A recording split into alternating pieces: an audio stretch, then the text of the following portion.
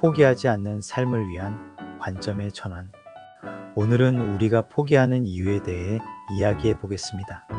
우리는 종종 계획했던 일들을 끝까지 이루지 못하고 포기하게 되는데, 과연 그 이유는 무엇일까요? 보도 셰퍼의 연구를 통해 포기의 원인을 분석하고 포기하지 않는 방법에 대해 함께 고민해 보겠습니다.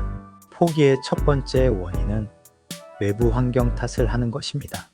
일이 잘 풀리지 않을 때 사람들은 자주 외부 상황을 원인으로 돌립니다.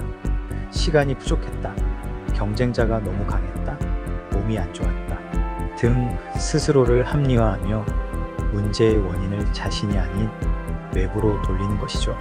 그러나 외부의 요소들은 우리가 통제할 수 없는 부분입니다. 문제의 원인을 내부에서 찾고 스스로 변할 준비를 하지 않는다면 발전은 없을 것입니다. 두 번째 원인은 준비 부족과 배움의 결핍입니다. 사람들은 결과만을 바라고 기초적인 준비 없이 서둘러 시작합니다. 충분한 학습과 준비가 없다면 당연히 과정에서 혼란스러워지고 어려움에 부딪히게 됩니다. 그 결과 해결 방법을 찾지 못하고 쉽게 포기하게 되는 것이죠. 어떤 일이든 기초부터 차근히 배워야 합니다. 준비된 사람만이 어려움을 극복할 수 있습니다. 세 번째 원인은 인내의 부족입니다. 인내에 대한 일반적인 인식은 힘든 것을 억지로 참고 견뎌야 한다는 것입니다. 그러나 보도 셰퍼는 인내를 새로운 관점에서 바라봅니다. 인내는 힘든 것을 참아내는 힘이 아니라 원하는 것을 기다리는 힘이라고 말합니다.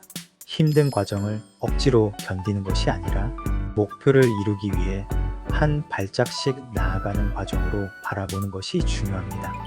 과정 자체를 즐기고 그것이 결국 원하는 결과로 이어질 것이라는 믿음을 가져야 합니다. 예를 들어 담배를 끊는 과정에서도 내가 좋아하는 것을 포기한다는 생각 대신 내 몸을 위해 더 나은 선택을 하고 있다는 식으로 사고를 전환하면 더 수월하게 실천할 수 있습니다. 포기하지 않는 방법 중 가장 중요한 것은 명확한 목표 설정입니다.